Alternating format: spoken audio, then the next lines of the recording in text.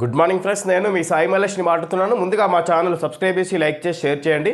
అదేవిధంగా ఈరోజు వార్తలు తెలుసుకునే ముందు ఇంకా మా ఛానల్ చూసే ప్రతి ఒక్కరూ వాళ్ళ ఉన్న గ్రూప్లో మీ గ్రూప్లలో ఉన్న అన్ని వాట్సాప్ గ్రూప్లలో షేర్ చేయండి. దయచేసి అందరూ చూసే విధంగా నేను తెలియజేసే వార్తలను అందరూ చూసే విధంగా అందరికీ అందుబాటులోకి వచ్చే విధంగా అన్ని గ్రూపుల్లో షేర్ చేసి ఛానల్ అందరికీ రీచ్ అయ్యేలాగా కొంచెం సహకరించగలరని కోరుతున్నాను. అందరూ దయచేసి సబ్స్క్రైబ్ చేసుకోగలరని కూడా మనవి చేస్తున్నట్టుగా ఈ సందర్భంగా కోరుచున్నాను.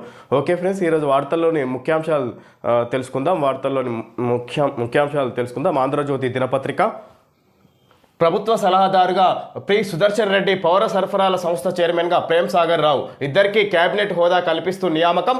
కేబినెట్ ప్రత్యేక ఆహ్వానితుడుగాను సుదర్శన్ రెడ్డికి అవకాశం. మంత్రి స్థాయిలో సౌకర్యాలు. ఉమ్మడి నిజామాబాద్కు ఇక ప్రాతినిధ్యం లేనట్లే. కేబినెట్లో ఖాళీగా ఉన్న మరో 2 బెర్తులు. సుదర్శన్ రెడ్డి, ప్రేమ్ సాగర్ రావుకు ఈ విధంగా ప్రభుత్వం బాధ్యతలు అప్పగినట్టుగా చూడవచ్చు. ఈ విధంగా ప్రభుత్వ సలహాదారుడిగా సుదర్శన్ రెడ్డి, పౌర సరఫరాల సంస్థ చైర్మన్గా ప్రేమ్ సాగర్ రావుని నియమించినట్టు చూసుకోవచ్చు. అదే మంత్రిగా అజారుద్దీన్ ప్రమాణ స్వీకారం. మంత్రిగా ప్రమాణం చేసిన అజారుద్దీన్కు పుష్పగుచ్చం ఇచ్చి అభినందిస్తున్న గవర్నర్ జిష్ణుదేవ్ వర్మ. చిత్రంలో ముఖ్యమంత్రి రేవంత్ రెడ్డి. రాజ్భవన్లో ప్రమాణం చేయించిన గవర్నర్ జిష్ణుదేవ్ వర్మ. ఈ విధంగా ఇక్కడ అనుకోకుండా ఈ విధంగా అజారుద్దీన్కు మంత్రి పదవి ఇచ్చినట్టుగా చూడవచ్చు కాంగ్రెస్ ప్రభుత్వం. ఈ విధంగా గవర్నర్ చేతుల మీదుగా ప్రమాణ స్వీకారం కూడా పూర్తయినట్టుగా చూడవచ్చు. హాజరైన ముఖ్యమంత్రి రేవంత్ రెడ్డి, డిప్యూటీ సీఎం బట్టి, మంత్రులు, నేతలు. జూబ్లీహిల్స్ ఉప ఎన్నికల్లో కాంగ్రెస్ పార్టీని గెలిపించడమే నా తక్షణ కర్తవ్యం. నా గురించి కిషన్ రెడ్డికి అవగాహన లేదు. నాపై వచ్చినవే అన్ని ఆరోపణలే, ఒక్కటి కూడా రుజువు కాలేదు. అజారుద్దీన్. భారత క్రికెట్ జట్టుకు అజార్ అందించిన సేవలు మరిచారా కిషన్ రెడ్డి?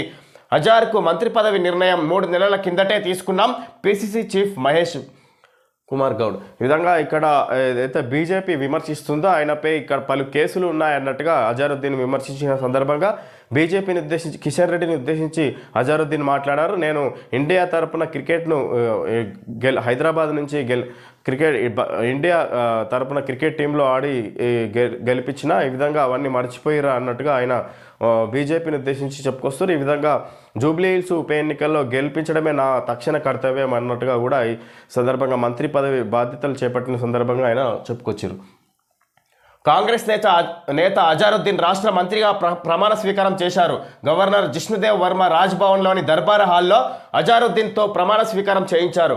అల్లా సాక్షిగా ప్రమాణం చేసిన ఆయన జై తెలంగాణ, జై హిందూ అంటూ నినదించారు. ప్రమాణ స్వీకారం అనంతరం వేదికపై ఉన్న సీఎం రేవంత్ రెడ్డి వద్దకు వెళ్లి కృతజ్ఞతలు తెలిపారు. ఈ సందర్భంగా సీఎం, మంత్రులు, ఇతర నేతలు అజారుద్దీన్కు శుభాకాంక్షలు తెలియజేశారు. విధంగా కాంగ్రెస్ నేత అజారుద్దీన్ మంత్రి పదవి బాధ్యతలు చేపట్టారు. అదేవిధంగా జిష్ణుదేవ్ వర్మ రాజ్భవన్లోని దర్బార్ హాల్లో అజారుద్దీన్తో ప్రమాణ స్వీకారం చేయించారు. అల్లా సాక్షిగా ప్రమాణం చేసిన ఆయన జై తెలంగాణ, జై హింద్ అంటూ నినదించారు. ప్రమాణ స్వీకారం అనంతరం వేదికపై ఉన్న సీఎం రేవంత్ రెడ్డి వద్దకు వెళ్ళి కృతజ్ఞతలు తెలియజేసి ఈ విధంగా ఇక్కడ అజారుద్దీన్ మంత్రి పదవి బాధ్యతలు చేపట్టారన్నట్టుగా చూడవచ్చు. అభివృద్ధిని గెలిపించాలి. మంత్రివర్గ పునర్వ్యవస్థీకరణే డిసెంబర్ లేదా జనవరిలో ముహూర్తం. పలువురి శాఖలోనూ భారీ మార్పులు. కొత్త మంత్రులకు మాత్రం మినహాయింపు. 5గురి తీరుపై అధిష్టానం పెదవి విరుపు. మంత్రివర్గ పునర్వ్యవస్థీకరణే డిసెంబర్ లేదా జనవరిలో ముహూర్తం. పలువురు శాఖల్లోనూ భారీ మార్పులు. కొత్త మంత్రులకు మాత్రం మినహాయింపు. 5గురు తీరుపై అధిష్టానం పెదవి విరుపు. ఈ విధంగా మంత్రివర్గ పునర్వ్యవస్థీకరణ ఇప్పుడు మంత్రి పదవిలో కొనసాగుతున్న వారిని మార్చే అవకాశాలు ఉంటాయన్నట్టుగా ఇది డిసెంబర్ లేదా జనవరిలో ముహూర్తం ఖరారు చేసినట్ట. డిసెంబర్ లేదా జనవరిలో మంత్రులను మార్చే అవకాశం ఉంది అన్నట్టుగా చూడవచ్చు. ఈ సందర్భంగా అభివృద్ధిని గెలిపించాలి. కంటోన్మెంట్లో 4,000 కోట్లతో పనులు చేపట్టాం. జూబ్లీహిల్స్లో గెలిపిస్తే అదే తరహాలో అభివృద్ధి చేస్తాం. పీజేఆర్ మరణిస్తే ఆ కుటుంబంపై పోటీ పెట్టారు. దుష్ట సంప్రదాయాన్ని తీసుకొచ్చింది బీఆర్ఎస్ఏ. వారి మోసంతో ఇల్లు తిరుగుతున్న సొంత చెల్లెలు. కార్పెట్ బాంబింగ్ చేయడానికి బీజేపీ జాగీరా. అమీర్పేటలో ఎన్టీఆర్ విగ్రహం పెట్టే బాధ్యత నాది. అజార్ ఓడినా మాట ప్రకారం మంత్రిని చేశా. జూబ్లీహిల్స్లో రోడ్డు షోలో సీఎం రేవంత్ రెడ్డి. విధంగా అభివృద్ధిని గెలిపించాలి. కంటోన్మెంట్లో 4,000 కోట్లతో పనులు చేపట్టామన్నట్టుగా సీఎం రేవంత్ రెడ్డి జూబ్లీహిల్స్ ఉప ఎన్నిక సందర్భంగా ప్రచారంలో పాల్గొన్నారన్నట్టుగా చూడవచ్చు. రోడ్ షో నిర్వహించారు. ఈ విధంగా జూబ్లీహిల్స్ ఉప ఎన్నికల్లో కాంగ్రెస్ పార్టీ అభ్యర్థిని ఎలాగైనా గెలిపించాలనే ఉద్దేశంతో ఇక సీఎం రేవంత్ రెడ్డి ప్రచారంలో ఈ విధంగా వివిధ అంశాలను ప్రస్తావించినట్టుగా చూడవచ్చు. అక్కడ కాంగ్రెస్ నేత బీజేఆర్ మరణిస్తే కుటుంబంపై పోటీ పెట్టారన్నట్టుగా దుష్ట సాంప్రదాయాన్ని తీసుకొచ్చింది బీఆర్ఎస్ఏ, వారి మోసంతో ఇల్లు తిరుగుతున్న సొంత చెల్లెలు అన్నట్టుగా చెప్పుకొస్తారు. ఈ విధంగా బీఆర్ఎస్ను విమర్శిస్తున్నారు అన్నట్టుగా చూడొచ్చు. ఇప్పటికే కంటోన్మెంట్లో 4,000 కోట్లతో పనులు చేపట్టాం, జూబ్లీహిల్స్లో గెలిపిస్తే అదే తరహాలో అభివృద్ధి తీసుకొస్తామన్నట్టుగా సీఎం రేవంత్ రెడ్డి మాట్లాడుతున్నారు. ఎన్నికల్లో చూడాల్సింది సెంటిమెంట్ను కాదని అభివృద్ధిని గెలిపించాలని సీఎం రేవంత్ రెడ్డి జూబ్లీహిల్స్ ఓటర్లకు పిలుపునిచ్చారు. మాగంటి గోపీనాథ్ కుటుంబంపై తనకు సానుభూతి ఉందని, అయితే 3 సార్లు గెలిస్తే జరగని అభివృద్ధి 4వసారి గెలిస్తే జరుగుతుందా అని ప్రశ్నించారు. కాంగ్రెస్ను గెలిపిస్తే అభివృద్ధి అంటే ఏంటో చూపిస్తామన్నారు. జూబ్లీహిల్స్ ఉప ఎన్నిక ప్రచారంలో భాగంగా కాంగ్రెస్ అభ్యర్థి నవీన్ యాదవ్తో కలిసి సీఎం రేవంత్ రెడ్డి శుక్రవారం రాత్రి రోడ్డు షో నిర్వహించారు. వెంగళరావు నగర్, సోమాజిగూడ, జవహర్ నగర్ కార్నర్ మీటింగ్లో మాట్లాడారు. బీఆర్ఎస్ వాళ్ళు సెంటిమెంట్ను చూపించి గెలిపించాలనుకుంటున్నారని, కానీ 2007లో పీజేఆర్ మరణించినప్పుడు ఆయన కుటుంబంలోని వ్యక్తిని ఏకగ్రీవం చేద్దామంటే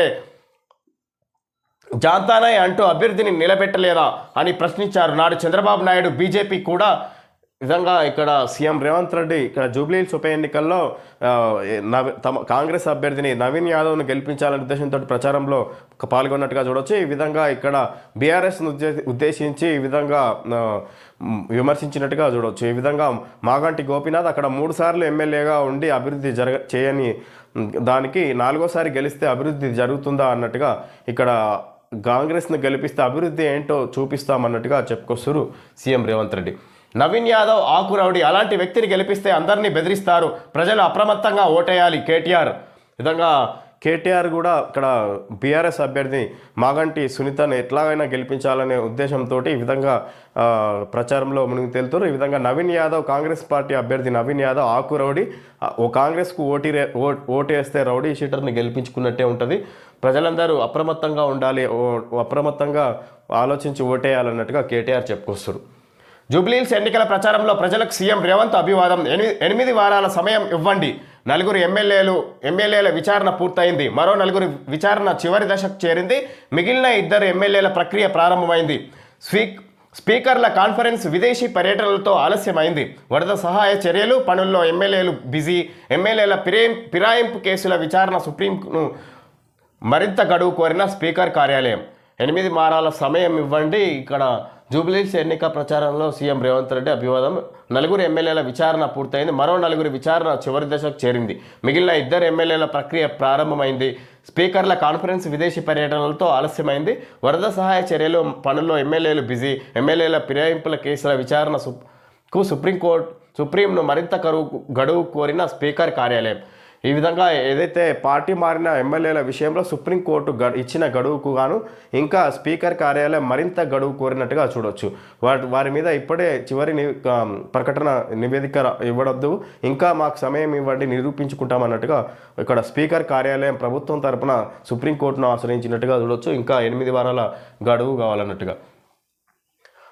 తారవ్వ ధాన్యం కొనుగోలు, వరదలో నష్టపోయిన ఉస్నాబాద్ మహిళా రైతు ఖాతాలో డబ్బులు జమ, బండి సంజయ్ 50,000 సాయం.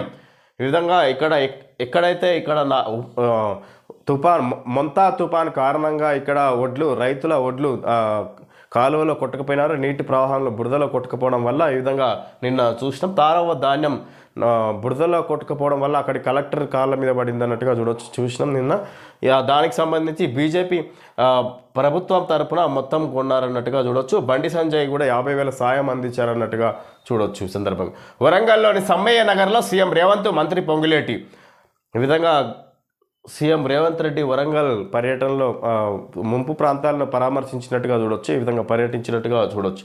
నాలాల కబ్జాలను ఉపేక్షించొద్దు, చెరువుల ఆక్రమణలను తొలగించాల్సిందే, ఎంతటి వారినైనా వదిలిపెట్టొద్దు, 10 మంది కోసం 10,000 మందికి ఇబ్బందా, అధికారులు చర్యలు తీసుకోవాలి, వరద బాధితులకు అండగా ఉంటాం.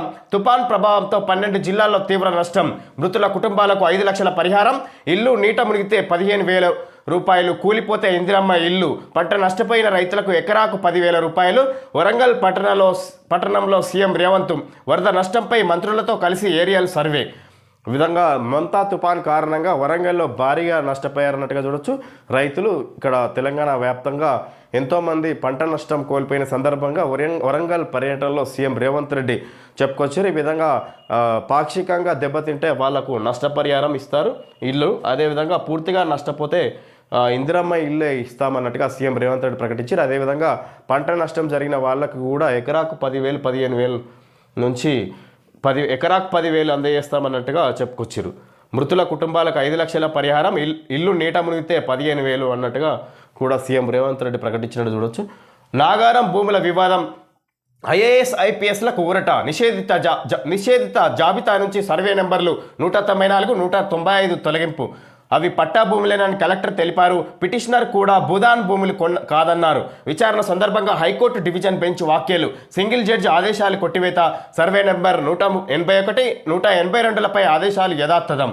నాగారం భూముల వివాదం,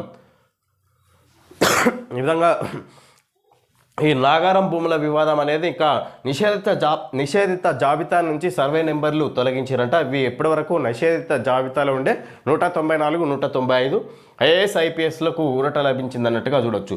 అవి పట్టా భూములేనని కలెక్టర్ తెలిపారు. పిటిషనర్ కూడా భూదాన్ భూములు కాదన్నారు.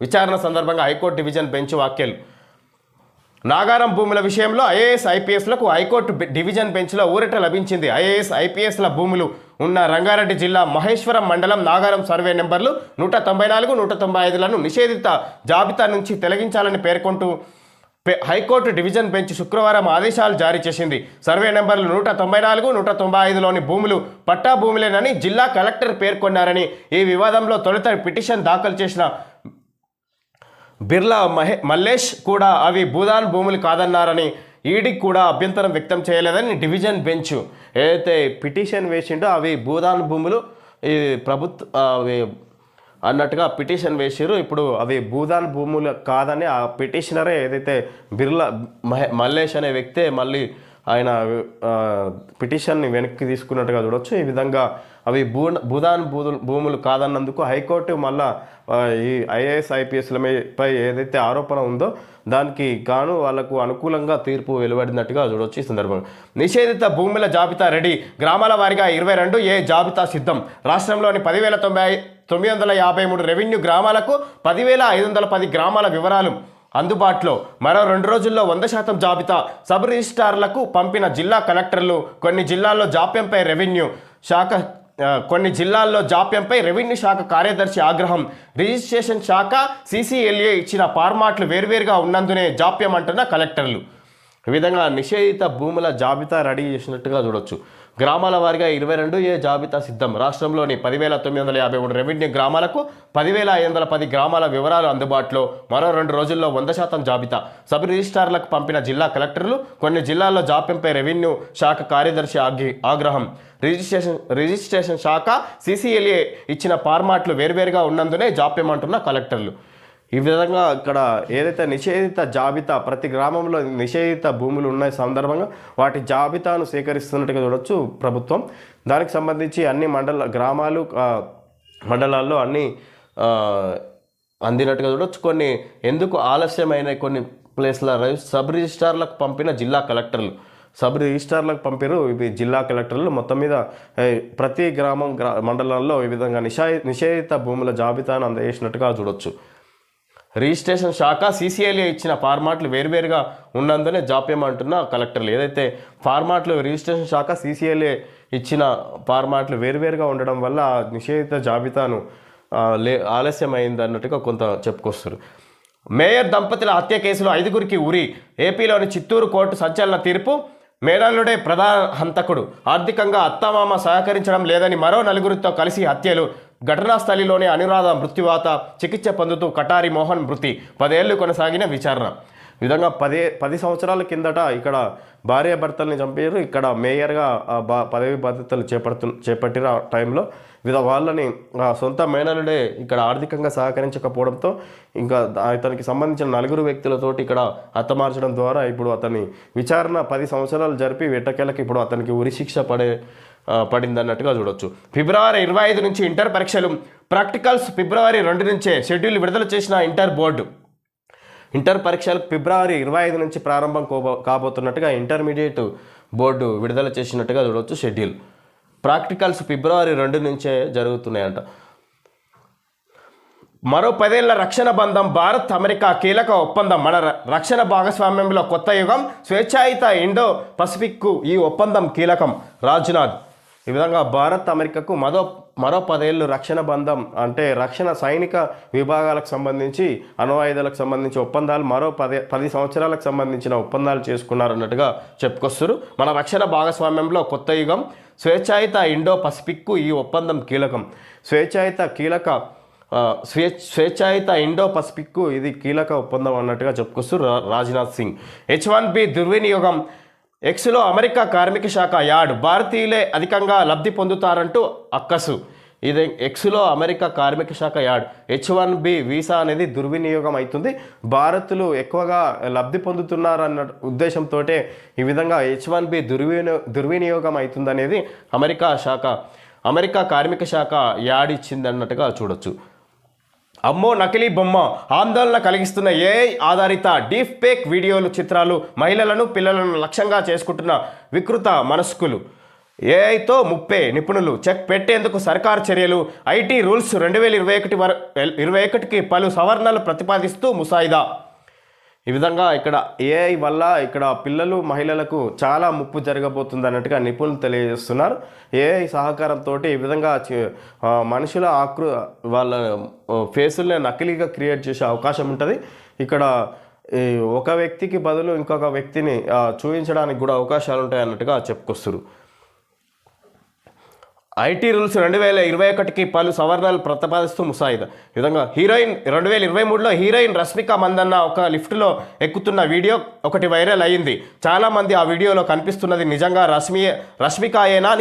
రష్మికాయేనని నమ్మారు. కానీ తీరా చూస్తే అది డీప్ ఫేక్ వీడియో అని, దాన్ని ఏఐతో తయారు చేశారని తేలింది. మన దేశంలో ఒక సెలబ్రిటీ డీప్ ఫేక్ వీడియో అంతలా వైరల్ అవ్వడం అదే తొలిసారి కాబట్టి చాలామందికి గుర్తుండిపోయింది. ఆ తర్వాత కాలంలో ఎంతోమంది సెలబ్రిటీల ఈ విధంగా ఇక్కడ ఈ రష్మిక మందన సెలబ్రిటీ ఫోటో ఆమె లిఫ్ట్లో ప్రయాణిస్తున్నట్టుగా చూపించారు ఏఐ సహకారంతో. వాస్తవానికి అక్కడ ఆమె లేనలేదు, అయినా కూడా ఏఐ సహకారంతో ఆ విధంగా క్రియేట్ చేసిరు అన్నట్టుగా చెప్పుకొస్తారు. దాని ద్వారా ఎంతోమంది మహిళలకు ఈ విధంగా ఇక్కడ పిల్లలకు ప్రమాదకరం అని అన్నట్టుగా చెప్పుకొస్తారు ఏఐ టెక్నాలజీ అనేది. భయపడొద్దు, పోలీసులు ఉన్నారు, డీప్ ఫేక్ బాధితులకు చిరంజీవి భరోసా. ఈ విధంగా పోలీసులు ఉన్నారన్నట్టుగా చిరంజీవి చెప్పుకొస్తారు. భయపడొద్దు, పోలీసులు ఉన్నారని ఒక ప్రకటన. డీప్ ఫేక్ బాధితులకు చిరంజీవి భరోసా ఇస్తున్నారన్నట్టుగా ఇక్కడ చూడొచ్చు వార్త. అక్రమాలపై ఫిర్యాదు ఇవ్వబోతే దాడి, గిరిజన సహకార సంస్థలో ఘటన. జీఎం సీతారాం నాయక్ సమక్షంలోనే అవినీతి రుజువు చేసే పత్రాల్ని లాక్కున్నారని ఎల్హెచ్పిఎస్ రాష్ట్ర అధ్యక్షుడి ఆరోపణ. జీఎంపై పోలీస్ స్టేషన్లో కేసు నమోదు. మంత్రి అడ్లూరికి ఫిర్యాదు చేసిన బాధితుడు. అక్రమాలపై ఫిర్యాదు ఇవ్వబోతే దాడి, గిరిజన సహకార సంస్థలో ఘటన. గిరిజన సహకార సంస్థల్లో ఇది అక్రమాలపై ఫిర్యాదు ఇవ్వకపోతే దాడి చేసినట్ట ఆయనపై ఇక్కడ మంత్రి అడ్లూరి లక్ష్మణ్కు ఫిర్యాదు చేసినట్టుగా చూడొచ్చు. గిరిజనుల ఆర్థిక అభివృద్ధి కోసం వారి ఉత్పత్తులకు సరైన ధర కల్పించడానికి ఉద్దేశించిన గిరిజన సహకార సంస్థ జీసీసీ ఇప్పుడు అవినీతికి అడ్డాగా మారిందనే ఆరోపణలు వెలువెత్తుతున్నాయి. సంస్థలో జరుగుతున్న అక్రమాలు, నిధుల దుర్వినియోగంపై ఫిర్యాదు చేయడానికి వచ్చిన వ్యక్తిపై ఏకంగా సంస్థ general manager GM Sitaram Nayak అనుచరులు దాడికి పాల్పడినట్లు తెలిసింది. బాధితుడు తెలిపిన వివరాలు ఇలా ఉన్నాయి.